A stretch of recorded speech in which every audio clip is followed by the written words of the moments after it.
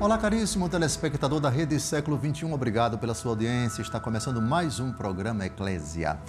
O nosso compromisso semanal, todas as terças-feiras, sempre refletindo aspectos importantes da nossa fé católica apostólica romana. Comigo, esse programa, há mais de um ano, sempre tem se debruçado sobre aspectos da pessoa, da obra, da pregação, da vida de nosso Senhor e Salvador Jesus Cristo. E o tema desse programa é também nessa linha. Qual é o tema de hoje? O abismo de Cristo. Não se assuste. Você talvez nunca tenha ouvido falar disso. Sim, mas esse tema é profundamente bíblico. Primeiro, porque Cristo é um abismo. Segundo, porque no discurso de nosso Senhor Jesus Cristo, uma única vez ele usou essa palavra. Sabia que no discurso de nosso Senhor, uma única vez, ele usou essa palavra. E porque essa palavra foi usada por Jesus, o argumento é importante, não tem para onde correr. Temos que abordar essa questão. Portanto, abismo é uma categoria bíblica. Aliás, a Bíblia começa com um abismo e termina com outro abismo. Na verdade, termina com dois abismos. Um é assustador. O outro é jubiloso. Então chegou a hora de desdobrar esse argumento difícil. Difícil por quê? Não porque não está na Escritura, está na Escritura, mas porque envolve um mistério. Deus é um abismo, mistério jubiloso. O inferno é um abismo, mistério horroroso. E desse abismo entre o céu e o inferno, Jesus, na parábola de Lázaro e do rico, utiliza essa palavra e coloca nos lábios de pai Abraão. Entre vocês e nós aqui, existe um abismo. De sorte que quem está aí não pode passar para cá. E quem está aqui não pode passar para aí. Pronto. Acabei de apresentar o texto mais importante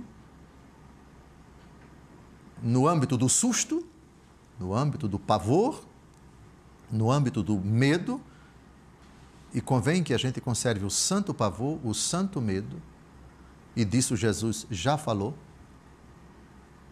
Não tem mais aqueles que matam o corpo, mas não podem matar a alma. Temei, ou seja, tenham medo daquele que tem o poder de precipitar o corpo e a alma no fogo da geena. E é o fogo da geena um dos aspectos da parábola de Lázaro e do rico Epulão. Mas vamos chegar lá agora, daqui a pouco, no terceiro bloco, porque o primeiro bloco é para falar do abismo que é Cristo. Do abismo de Cristo, Ele mesmo. Romanos, capítulo 11, de 33 a 36. Ó abismo de riqueza, de sabedoria e de ciência em Deus. Quão impenetráveis são os seus juízos e inexploráveis os seus caminhos. Quem pode compreender o pensamento do Senhor? Quem jamais foi o seu conselheiro? Quem lhe deu primeiro para que ele seja retribuído? Dele, por ele e para ele são todas as coisas. A ele a glória por toda a eternidade. Amém. A Bíblia começa com essa realidade, mas no âmbito das criaturas. Daqui a pouco vamos ver Gênesis capítulo 1, versículos de 1 a 2. Já deixa sua Bíblia aberta, porque é um abismo criatural. Ok? Mas antes de esse abismo ser citado, no princípio Deus. E esse princípio eterno é um abismo de riqueza, de sabedoria e de ciência em Deus. Palavras do apóstolo Paulo. Ora, a ideia do abismo evoca o quê? Uma realidade gigantesca, incomensurável, inesgotável, profunda, sem fundo,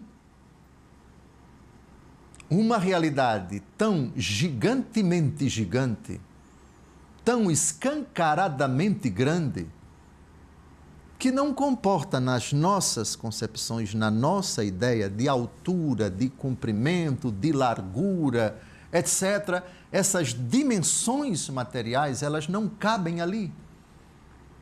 Porque é uma realidade que não pode ser enquadrada dentro dos critérios que nós ordinariamente enquadramos as coisas materiais: altura, comprimento, largura, peso, medida, etc. Não. O abismo é algo insondável, algo inacabado, algo que dá a ideia de infinitude. Mais ou menos isso. Deus é um abismo de riqueza, de sabedoria e de ciência.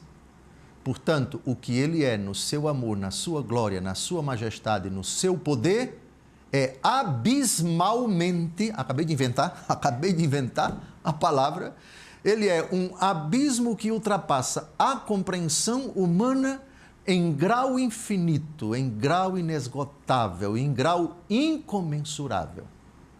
Deus é um abismo. Estou me referindo aqui ao Deus dos cristãos, que é Pai, o Pai é abismo, o Filho é abismo, o Espírito Santo é abismo, e não são três abismos, é um abismo de riqueza. Pai e Filho e Espírito Santo. Portanto, o primeiro enfoque do tema, o abismo de Cristo, é Ele mesmo. Ele é o abismo, com o Pai e com o Espírito Santo. O apóstolo Paulo, na 2 aos Coríntios, capítulo 4, versículo 17, vai utilizar um adjetivo que eu já utilizei aqui, incomensurável. O que é algo incomensurável? Que não pode ser medido. O abismo não pode ser medido. Vamos ao texto? 2 aos Coríntios 4, 17. A nossa presente tribulação, momentânea e ligeira, nos proporciona um peso eterno de glória incomensurável. Porque não miramos as coisas que se veem, mas sim as que não se veem. Pois as coisas que se veem são temporais, e as que não se veem são eternas.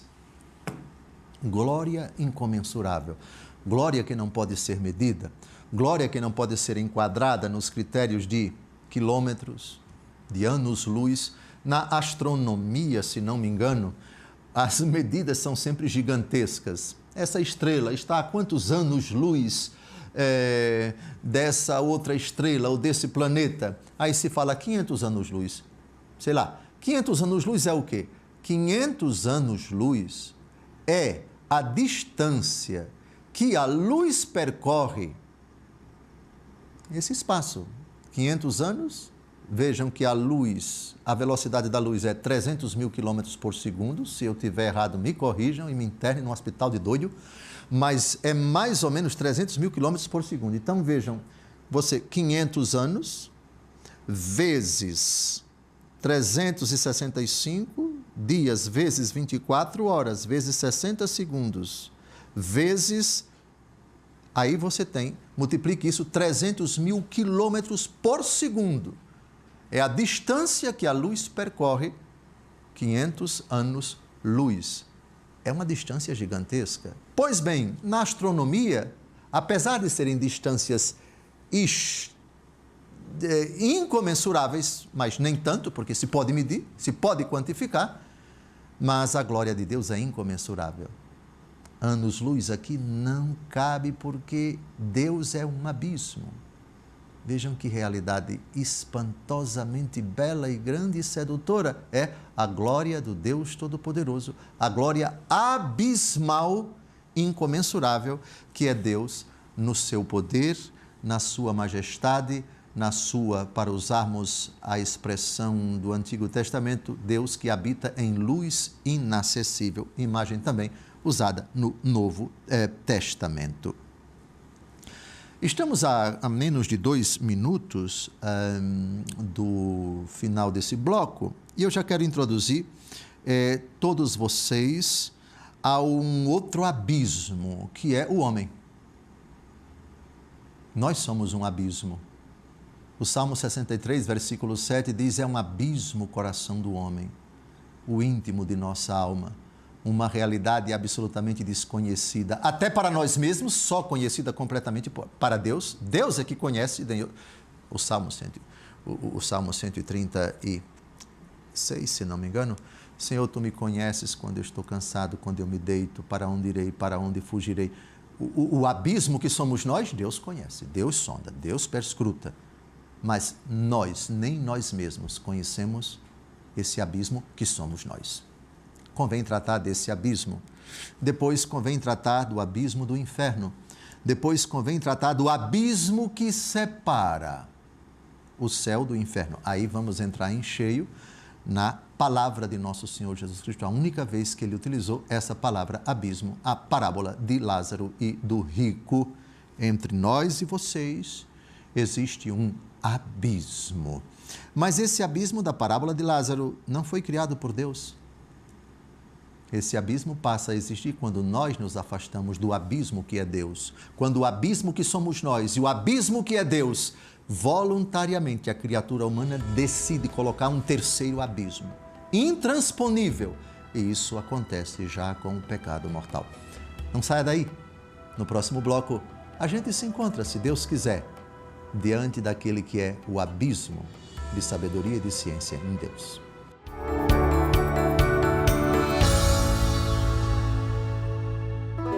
Olá, caríssimo telespectador da Rede Século XXI, obrigado pela sua audiência. Depois desse breve intervalo, está começando o nosso segundo bloco, o programa Eclésia, debruçando-se sobre o argumento o abismo de Cristo. Vimos no primeiro bloco que, antes de tudo, é correto dizer o abismo que é Cristo.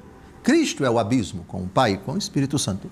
A prova bíblica, Romanos capítulo 11, de 33 a 36. Deus que habita em uma glória incomensurável, ou seja, que não pode ser medida, e o abismo não pode ser medido, segundo aos Coríntios capítulo 4, versículo 17. Eu prometi no primeiro bloco citar, eu disse que a Bíblia começa com o abismo. Aqui está, Gênesis capítulo 1, versículos de 1 a 2.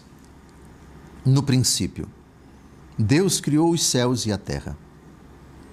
A terra estava informe e vazia.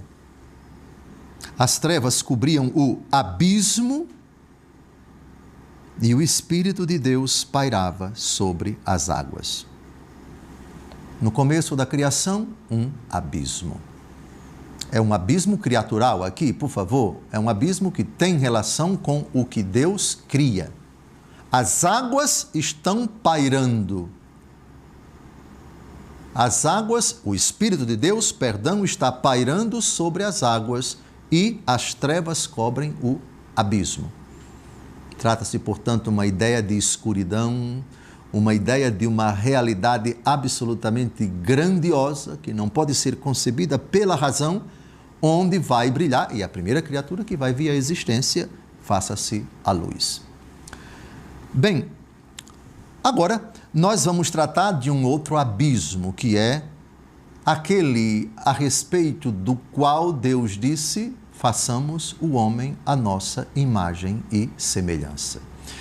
Ora, se Deus é um abismo, ou abismo de riqueza, de sabedoria e de ciência, e o homem vai ser criado à imagem e semelhança de Deus, é lógico que o homem vai ser um abismo também. Por que o homem é um abismo? Porque Deus é um abismo. E Deus fez o homem à imagem e semelhança dele. E ele, sendo um abismo, aquela criatura que vai ser sua imagem e semelhança tem que ser um abismo. Quais são os textos que provam isso? Salmo 129, versículos de 1 a 3. Esse salmo em latim, as primeiras palavras desse salmo em latim, na Vulgata, a tradução da Bíblia do hebraico e do grego para o latim, feita por São Jerônimo, de profundis, das profundezas, é uma tradução. Outra tradução, do abismo. Das profundidades, das profundezas, ou do abismo, Salmo 129, versículos de 1 a 3. Aqui está o texto. Canto das peregrinações, do fundo do abismo, clamo a vós, Senhor, Senhor, ouvi minha oração. que vossos ouvidos estejam atentos à voz de minha súplica. Se tiverdes em conta nossos pecados, Senhor, quem poderá subsistir diante de vós? Nós somos um abismo. O Salmo 63, versículo 7, numa das traduções muito bonitas da nossa liturgia das horas, é um abismo o coração do homem. Ou seja, uma realidade absolutamente desconhecida para o próprio homem. Só que aqui no Salmo 129, o sentido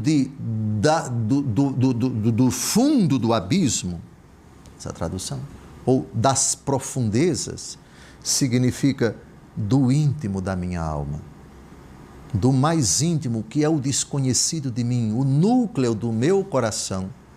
Eu estou pedindo, Senhor, tenha compaixão, porque se o Senhor levar em conta as nossas faltas, quem conseguirá subsistir? Mas, continua o texto, depois leiam esse belíssimo Salmo 129, em vós se encontra o perdão, eu vos temo, em vós eu espero. Então, abismo se aplica ao homem no Salmo 63 num sentido. É um abismo o coração do homem, ou seja, é uma realidade completamente desconhecida, até para o próprio homem. Só é conhecida para Deus. Só Deus, aquele que sonda, aquele que perscruta, eu disse no bloco anterior, das profundezas eu clamo a vós, Senhor. Senhor, tu me conheces quando eu estou sentado, quando eu me deito, quando eu me levanto, etc. É o Salmo 138. Mas, voltando, o Salmo 63, versículo 7, é um abismo o coração do homem. E este Salmo, o Salmo de Profundis, o Salmo 129, do abismo de dentro de mim. Eu clamo a vós, isto é, brota do mais íntimo de mim esse pedido, essa súplica, implorando, Senhor, não leve em conta as minhas faltas, porque se o Senhor levar em conta as minhas faltas, as nossas faltas, quem conseguirá subsistir. Mas o apóstolo Paulo, estamos deixando para o último bloco a única vez que Jesus falou a palavra abismo, a parábola de Lázaro e do rico. Abismo criado por nós. Antes disso, vamos a 1 Timóteo capítulo 6, versículos de 9 a 10. O que é que nós temos aqui? Nós temos aqui um abismo criado que o homem pode criar e no qual ele pode se jogar. Você já viu aquela expressão, fulano está correndo para o abismo, fulano está à beira do precipício, fulano pode a qualquer momento cair nesse abismo moral, consequências nefastas do pecado. 1 Timóteo, capítulo 6, versículos de 9 a 10. O texto é assustador. Se você puder, pelo amor de Deus, se sente, para não cair apavorado. Aqueles que ambicionam tornar-se ricos caem nas armadilhas do demônio e em muitos desejos insensatos e nocivos que precipitam os homens no abismo da ruína e da perdição. Porque a raiz de todos os males é o amor ao dinheiro. Acossados pela cobiça, alguns se desviaram da fé e se enredaram em muitas aflições. Abismo da ruína e da perdição. Vidas estragadas. Sonhos destruídos. Existências cauterizadas. Fracasso. Destruição. Esfarelamento. Pulverização de famílias, de sonhos, de projetos. E quando isso toca apenas uma pessoa, o que já é grave, é menos grave quando você acaba levando também a ruína e a perdição pessoas próximas a você, jogando-as no abismo. Os que ambicionam tornar-se ricos, enveredando por caminhos tortuosos, fazendo coisas perigosas, ilícitas, indevidas, acossados pela cobiça, alimentando, regando a raiz de todos os males, que é o amor ao dinheiro. Os exemplos são tantos de pessoas arruinadas que mergulharam nesse abismo, que eu não vou citar um único caso, mas a expressão abismo aqui penso que foi bem adequada para o assunto tão grave, tão delicado, tratado pelo apóstolo Paulo. Depois eu recomendo uma leitura do inteiro capítulo 6 da primeira carta que São Paulo escreveu a Timóteo.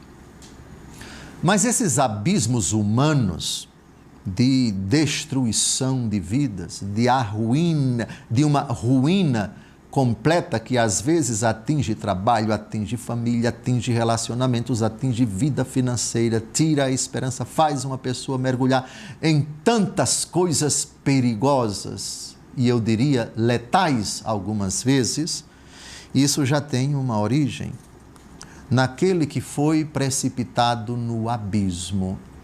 O coração do homem é um abismo, Deus é um abismo, mas existe um príncipe dos abismos que foi precipitado para lá quando, criado bom, rebelou-se contra Deus. Segunda carta de São Pedro, capítulo 2, versículo 4. Deus não poupou os anjos que pecaram, mas os precipitou nos abismos tenebrosos do inferno, onde os reserva para o julgamento. É assustador, mas temos que citar. A desobediência de Satã e dos seus anjos maus, que se rebelaram juntamente com ele contra Deus, foram precipitados para essas regiões abismais. Aqui a frase é muito forte: abismos tenebrosos do inferno. Está terminando mais um bloco, não saia daí.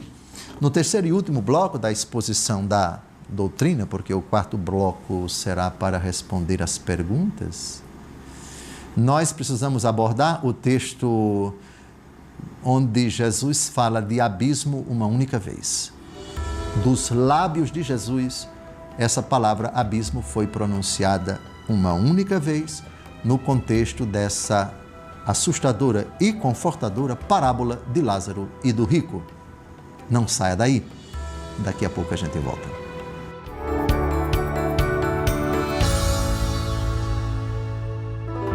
Olá, caríssimo telespectador da Rede Século XXI, obrigado por ter permanecido conosco depois desse segundo intervalo. Está começando o nosso terceiro bloco, o programa Eclésia, hoje debruçando-se sobre o argumento, o abismo de Cristo. Antes de continuar esse bloco, eu quero compartilhar com você que eu estou também no Instagram e quero convidá-lo para me seguir. Siga @Dom José Falcão Oficial e você verá lá partilhas sobre a Palavra de Deus e também trechos dos nossos programas aqui na Rede Século XXI. Eu espero você lá.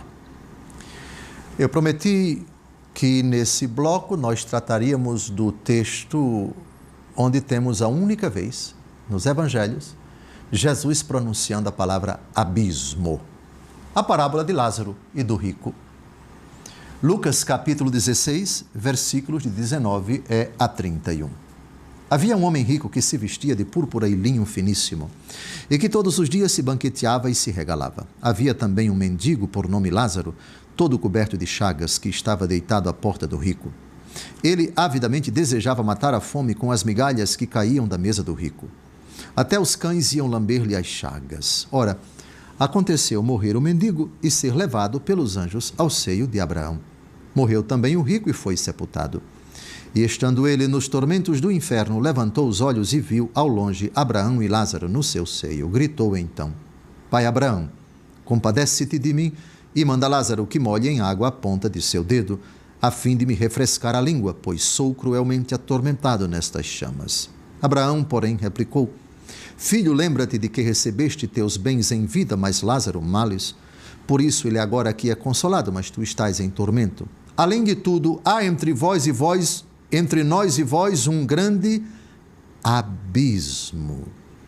De maneira que os que querem passar daqui para vós não o podem, nem os de lá passar para cá. O rico disse: rogo-te, então, pai, que mandes Lázaro à casa de meu pai, pois tenho 5 irmãos, para lhes testemunhar, que não aconteça virem também eles parar neste lugar de tormentos. Abraão respondeu: eles lá têm Moisés e os profetas, ouçam-nos.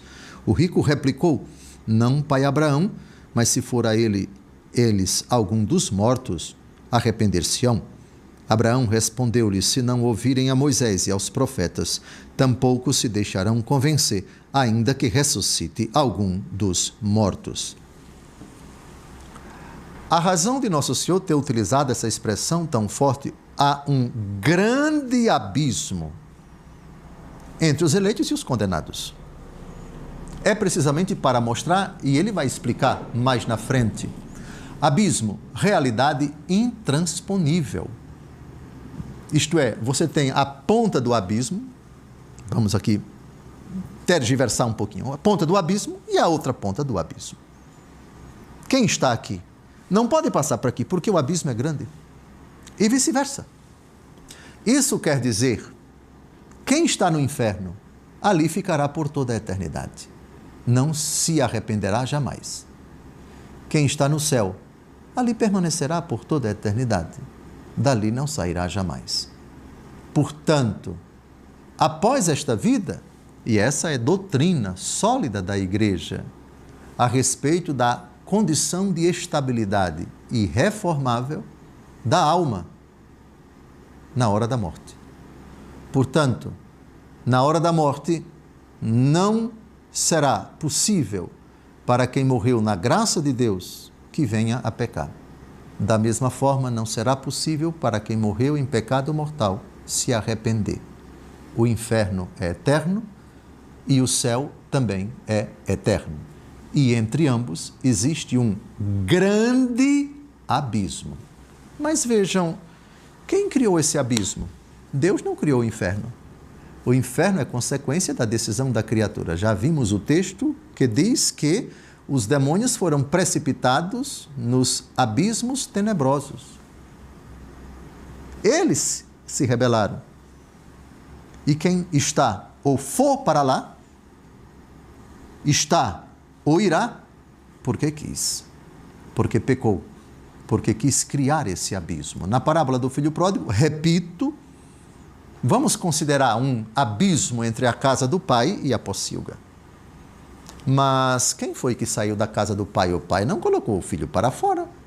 Foi o filho que quis sair da minha parte da herança que me cabe. Foi ele que criou o abismo. O pai nem criou a pocilga, nem colocou o filho na pocilga, nem se distanciou do filho. Foi o filho que se distanciou do pai. Esse grande abismo, portanto, não é criado por Deus, é consequência da decisão da criatura, que quis criar esse abismo. Agora vamos a um outro abismo. O abismo descrito no capítulo 9 do Apocalipse de São João. Versículos de 1, vamos ler até o versículo 4 ou 5, enfim. O diabo é chamado de anjo do abismo. Aliás, o inimigo tem na Bíblia 24 nomes. Aqui nesse capítulo, ele tem 3 nomes. Anjo do abismo, Abaddon, em grego, Apolion. Anjo do abismo, em português. Hebraico, anjo do abismo é Abaddon. Em grego, Apolion. Lembram Apolo? Um dos deuses da divindade grega, exatamente, é o deus do abismo. Aqui, anjo do abismo. Apocalipse, capítulo 9. O 5º anjo tocou a trombeta. E via então uma estrela cair do céu na terra, e foi-lhe dada a chave do poço do abismo. Ela o abriu, e saiu do poço uma fumaça como a de uma grande fornalha. O sol e o ar obscureceram-se com a fumaça do poço. Da fumaça saíram gafanhotos pela terra e foi-lhes dado poder semelhante ao dos escorpiões da terra. O texto avança e eu queria, porque temos pouco tempo, pular para a descrição desses anjos decaídos, essa estrela que cai da terra, que aliás é citada por nosso Senhor, lembram quando ele diz, vi Satanás cair como um raio, ou seja, a destruição, a derrota de Satanás, essa estrela que cai do céu na terra é o diabo, a quem o Senhor dá a chave do poço do abismo. Mas ele dá a chave para ele abrir. Ele não tem o poder de fechar, ou seja, de ser destruído o seu reinado, o seu império.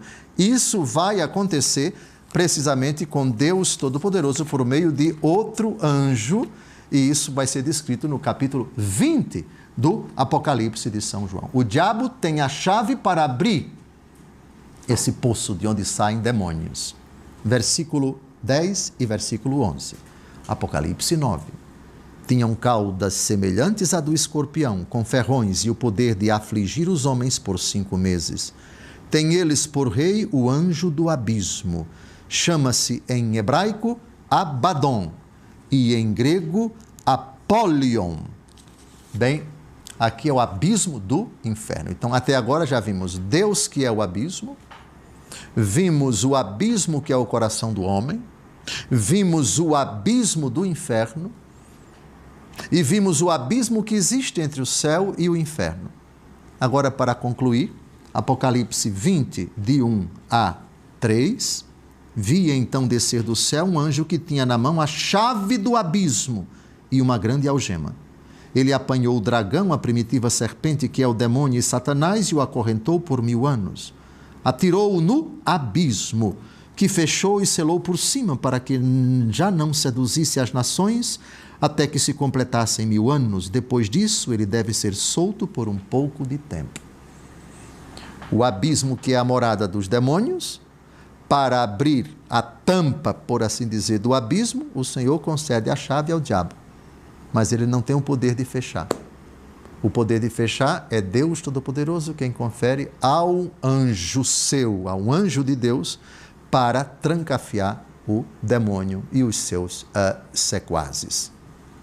Caríssimos, eu penso que o tema do abismo foi modestamente exposto. É uma palavra polissêmica, ou seja, ela tem vários sentidos, ela tem vários significados. O abismo de Cristo não se aplica a essa realidade que, na parábola, nosso Senhor Jesus Cristo diz nos lábios de Abraão, dirigindo-se ao rico: filho, além de tudo, há entre nós e vós um grande abismo, de maneira que os que querem passar daqui para vós não o podem, nem os de lá passar para cá. Esse abismo, o homem pode criar. Pelo pecado mortal nesta vida, e se morrer em pecado mortal, um abismo intransponível. Deus não quis esse abismo, Deus não quer esse abismo. Ele é apenas abismo de riqueza, de sabedoria. Romanos capítulo 11, por favor, de 33 a 36. Nós, por outro lado, somos um abismo das profundezas, dos abismos dentro de nós, é o tema do Salmo 129. Podemos criar abismos nesta vida, o abismo da ruína e da perdição, 1 Timóteo 6, de 9 a 10, e por aí vai. É um tema assustador, mas também confortador.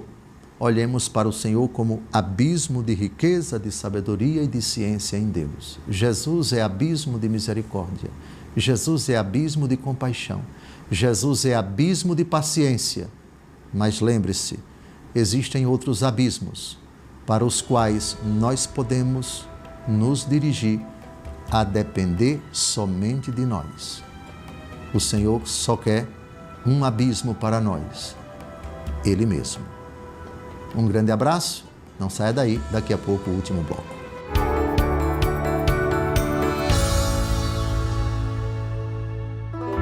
Olá, caríssimo telespectador da Rede Século XXI, obrigado por ter permanecido conosco depois desse terceiro intervalo. Está começando o nosso último bloco, o programa Eclésia, debruçando-se sobre o argumento, o abismo de Cristo. Eu quero agradecer a todos os sócios da Associação do Senhor Jesus, que são fiéis em suas orações e doações. Graças à sua doação, este programa está no ar. Toda essa estrutura foi montada aqui em Brasília para que eu possa falar com vocês. Se você é sócio, seja fiel na sua doação para esta associação que é do Senhor Jesus, como fala nosso querido Padre Eduardo. Se você não é sócio e está acompanhando o programa, doe pelo Pix que aparece na sua tela. É simples de doar e você ajudará a Associação do Senhor Jesus na missão de evangelizar. Agora vamos às perguntas. O último bloco, tradicionalmente, nós deixamos para responder as perguntas que chegam aqui. E elas chegam e vão para as mãos do Caio, que faz a síntese e escolhe. As perguntas são várias, mas nem todas podem ser citadas, porque o nosso bloco, agora, nesse exato momento, só temos 10 minutos. Faremos o possível para respondê-las. Eu não sei o teor dessas perguntas. Elas já estão ali e eu vou olhar agora. Portanto, é o momento do tiro a queima-roupa. Primeira pergunta. Como convencer o homem de hoje de que só Deus é capaz de preencher o seu abismo? Não é uma tarefa fácil, mas penso que a primeira coisa é esta: brilhe vossa luz diante dos homens, para que, vendo vossas boas obras, glorifiquem o Pai que está nos céus. Nossas boas obras, o nosso testemunho, é uma arma poderosa para que as pessoas se entreguem a Deus, se convençam da sua existência, sintam necessidade de fazer a aventura, o ato corajoso de se jogar nesse abismo que é Cristo Jesus. Com as palavras também, a palavra está ao teu alcance, na tua boca e em teu coração. Esta é a palavra da fé que nós pregamos, diz São Paulo, na carta aos Romanos, capítulo 10, de 8 em diante. É crendo com palavras que se chega à salvação. É confessando com os lábios que nós nos salvamos. Esses dois caminhos, digamos assim, o testemunho e o anúncio também com os lábios. Nem uma coisa somente, nem outra somente. Ambas devem caminhar juntas. E a credibilidade do Evangelho e a descoberta de que esta pessoa, esse nome, Jesus de Nazaré, Filho de Deus vivo, é de fato um abismo em favor do qual e para o qual vale a pena nós nos jogarmos. Isso será tanto mais eficaz quanto mais santos nós formos, mais coerentes nós formos. Isso dá credibilidade às pessoas que não conhecem esse abismo, porque vendo nossas boas obras, eles vão glorificar o Pai que está nos céus. Isto é, você que vive abismado com esse Jesus Cristo. Isso demonstra que você se jogou nesse abismo. Abismo de riqueza, de sabedoria e de ciência em Deus. Eu quero me jogar também nesse abismo. Segunda pergunta. O abismo do homem só será saciado totalmente no céu ou é possível ser saciado na terra? No capítulo 6 do Evangelho segundo João, nosso Senhor Jesus Cristo, já estamos aqui no discurso a respeito da Eucaristia, Jesus diz o seguinte, já ali a partir do versículo 32, em verdade eu vos digo, Moisés não vos deu o pão do céu, mas o meu Pai é quem vos dá o verdadeiro pão do céu, porque o pão de Deus é o pão que desce do céu e dá vida ao mundo. Dá vida. Já é possível aqui na terra ser saciado, mas nós temos sede do infinito, nós temos sede de eternidade. Quem crer em Jesus tem a vida eterna. Nesse mesmo capítulo 6, tem a vida eterna, e eu ressuscitarei no último dia. O verbo está no presente. Crer em Jesus já nos possibilita, nesta terra, completa saciedade. Por outro lado, quanto mais saciado eu sou, mais eu desejo Deus. E pelo fato de estarmos a caminho, sujeitos às quedas, às tribulações, às fraquezas, eu desejo mais. É, portanto, uma sede que se renova. É, portanto, uma busca que me dá já aquilo que eu procuro, e aquele que procuro me impele para a eternidade. Não se perturbe o vosso coração, credes em Deus, crede também em mim. Na casa do meu Pai há muitas moradas. Não fora assim, eu vos teria dito, pois vou preparar-vos um lugar, e quando ele for preparado, eu voltarei e tomar-vos-ei comigo, para que onde eu estou, vós estejais também. Cristo já nos sacia. Ele diz à samaritana: a água que eu quero dar para você, você não precisa mais vir buscar água aqui. Senhor, dá-me de beber desta água. Sou eu, ele diz. Porém, nós não temos sede apenas para esta vida, nós temos sede de eternidade. Na casa do meu Pai há muitas moradas. Eu voltarei, eu tomarei vocês. Portanto, em Cristo, pela fé e pelo batismo, já somos saciados aqui. Mas é um saciar-se de peregrinos que está a caminho e que vai atingir a sua plenitude, a sua consumação somente na glória, no abismo de Deus, abismo de riqueza, de sabedoria e de ciência na eternidade. Terceira pergunta, Dom José: a misericórdia de Deus por nós está vinculada à nossa misericórdia pelo próximo? No Pai Nosso, nosso Senhor Jesus Cristo sim coloca essa condição. Uma das expressões mais bonitas da misericórdia é o perdão. E você já sabe como foi que Jesus formulou o pedido do perdão ao Pai. Perdoai-nos as nossas ofensas, assim como nós perdoamos a quem nos tem ofendido. Sim, a resposta é sim. E mais, Jesus acrescenta nos versículos 14 e 15, após o Pai Nosso, em Mateus capítulo 6, o seguinte: porque se perdoardes aos homens as suas ofensas, vosso Pai Celeste também vos perdoará. Mas se não perdoardes aos homens, tampouco vosso Pai vos perdoará. A mesma temática o Senhor coloca na parábola do devedor implacável. Ele devia 10.000 talentos, suplicou ao seu patrão e ele foi perdoado, mas aquele seu empregado que lhe devia pouco, ele não teve compaixão, quase o esganou e jogou na prisão. E aí o patrão, depois que soube disso, mandou chamá-lo: servo mau, eu te perdoei toda a dívida porque me suplicaste, também tu não devias ter compaixão dele, como eu tive compaixão de ti? É assim que meu Pai Celeste vos tratará, se cada um não perdoar o seu irmão de todo o seu coração.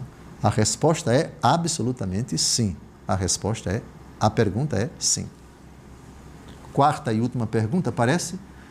Na parábola que o Senhor citou, Abraão explica que bens e males foram distribuídos de modo a compensar a injustiça terrena. Devemos levar isso ao pé da letra?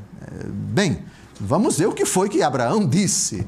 O que Abraão disse foi exatamente o seguinte: filho, lembra-te de que recebeste teus bens em vida, mas Lázaro males.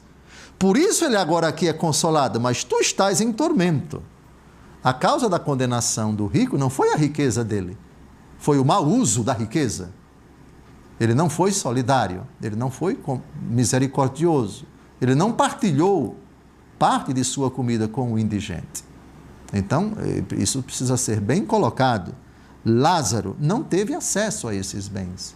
mas queria ter porque batia a porta do rico. Essa foi a causa. Olha, a parábola, ela tem um princípio que vale para todas as situações. Podemos levar isso ao pé da letra? Bem, há muitas situações em que somos chamados a partilhar. Ter mais aqui e agora em comparação com o outro nos torna ricos. E nós seremos julgados por Deus pelo bom ou o mau uso que nós fizemos daquilo que aqui e agora nos colocou numa posição privilegiada. A Bíblia não fala qual é o limite entre riqueza e pobreza material, mas rico e pobre são condições relativas. Eu sei mais do que ele, aqui eu sou o rico, ele é o pobre. Fulano tem mais condições do que eu, ele em comparação comigo é o rico e eu sou o pobre. Bem, ao pé da letra? Sempre não, mas em muitas situações o rico somos nós, Lázaro são outras pessoas. Já em outras situações, tudo se reverte. Eu sou Lázaro e aquela pessoa é o rico para mim. Todos seremos julgados igualmente por Deus. Um grande abraço. Até o próximo encontro, se Deus quiser.